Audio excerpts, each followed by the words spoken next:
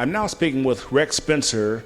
We're at the Darst Museum in Garst? Garst. G-A-R-S-T. Right. Okay, Garst Museum here in Greenville, Ohio, and we're going to talk about the Treaty of Greenville and other things associated with that. Mr. Spencer, let me ask you first, what got you interested in this type of history, you know, from the Treaty of Greenville and the whole area of Greenville? How did you get interested in that? Well, basically, I was living in Darke County most of my life, and I got interested in history back probably in the 4th, 5th grade when I was reading some of Zane Grey's novels, and I became a history major in high school and also in college. And as time went on, I just, this became my major area because of where I lived, more than anything else.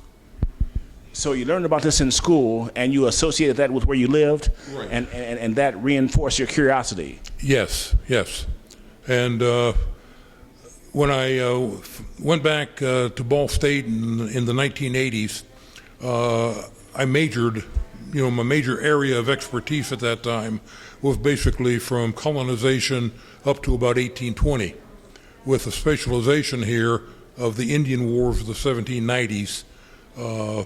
And a lot of that came about mainly because I took a class at Ball State on Indians in U.S. history, and a lot of it dealt basically with the Shawnee, the Miamis, and some of the tribes that was around this area at that time.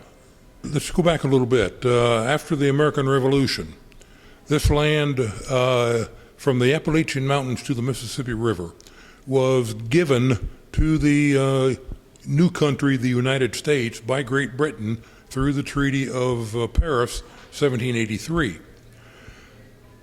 Because of this land now being part of the United States, settlers decided they wanted to move out here. They were not able to move legally before then because of the Proclamation Line of 1763, which prohibited colonists from crossing the mountains. But anyway, after 1783, then settlers started moving out here, and in 1785, the government passed the Land Ordinance of 1785, in which they started to survey this land. And if you look at this map here, right down in this area, you have a section known as the Seven Ranges, and that was the very first part of what is now Ohio to be surveyed out, in townships, counties, et cetera, by the Land Ordinance of 1785. Then in 1787, they passed other legislation that said whenever a territory reached 60,000 people, that they could apply for statehood. So people wanted to come out here because of the land, rich land, farmland, etc., but they would come out here and they would build homes, build farms. The only thing about it is the Indians would burn them out because the Indians did not believe or did not agree with the treaty that this land now belonged to the United States. The Indians still believed that this land belonged to them. And so, typical Americans, they petition Congress saying, hey, if you want us to live out here, you got to take care of this obstacle. And so that's when Washington decided it's time to get rid of the Indians and open up this land for white settlement. In 1790, he formed, or I wouldn't say he formed, but the 1st American Regiment was formed and was placed under the leadership of one Josiah Harmar. And he was given the orders to go to the British or to the Indian stronghold at Kekionga, better known as Fort Wayne, Indiana today, defeat the Indians, bring them to the conference table, sign a treaty, open up this territory for settlement. The only thing about it is that when Harmar gets to Kekionga, he is not that great of a general, and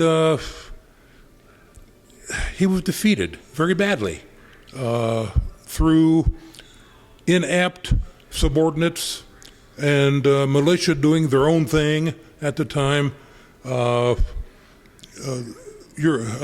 is a street in Fort Wayne known as Spy Run, and that was where the Indians would hide, and they would spy on the American troops, trying to find out what they were doing, and then report back to Little Turtle and some of his subordinates. And so Little Turtle knew what the Americans were going to do even before the Americans knew what they were going to do. So, like I said, in 1790, Harmar was decisively defeated. And they literally ran back down here to Fort Washington, present-day Cincinnati, Ohio. In 1791, Washington tries again. Only this time he puts the army under Arthur St. Clair, who was the governor of the Northwest Territory at the time. And St. Clair was given the same orders: defeat the Indians, bring them to the conference table, sign a treaty, open up this territory, etc., etc., etc. He gets up to here. He thinks he's here, but he's not. He's only there. Wait, now, where's here and there? Okay, here will become Fort Recovery. At that time, there was no fort there. It was just a river junction, the Upper Wabash. It's the beginnings of the Wabash River. But he thought he was at Kekionga. St. Clair did not listen to his scouts at all. He hated them. He hated the militia.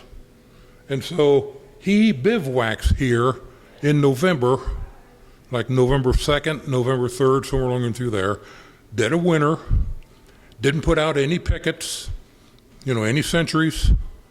And on the morning of November 4th, the Indians attacked from this direction, and I mean, St. Clair, he loses about 50% of the people that he had with him. We're talking militia, artillery, regular army, camp followers, wives, girlfriends, He loses about 50% of the people that's with him. The Indians just completely annihilated them, And here again, they end up back down here at Fort Washington. So, tell me something. During this time period, why did they so underestimate the leadership and capabilities of Chief Little Turtle? They felt like Little Turtle and his Shawnee cohort, Blue Jacket, they were savages. They didn't know anything. They were ignorant, if you will.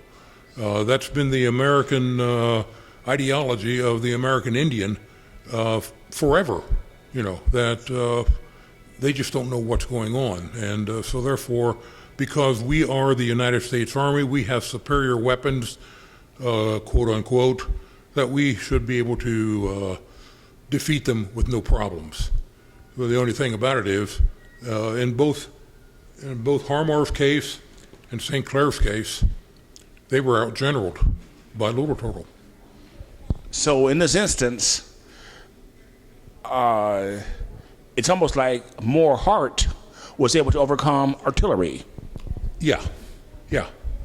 Because especially here at what is now Fort Recovery, the Indians, they had rifles, they had muskets, and they knew how to shoot them. A lot of that is due to one of the adopted sons of Little Turtle, William Wells, better known as Appoquinnock at the time. He was also the adopted son of Little Turtle and eventually becomes Little Turtle's son-in-law. And William Wells taught the Indians how to shoot. And so when they attacked, the first thing that they will attack here at St. Clair's defeat is the artillery. And they put their sharpshooters to shoot the artillery people so that they wouldn't be able to use the cannons. And once that happened, then they just kind of rushed out of the forest right through the militia. And at that particular time, the militia would rather run than fight. And they just went right down through, You know, they went right down through the regular army trying to get out of the way of the Indians, which threw everything into a hodgepodge and into a mass chaos. And like I say, the Indians just had basically a turkey shoot.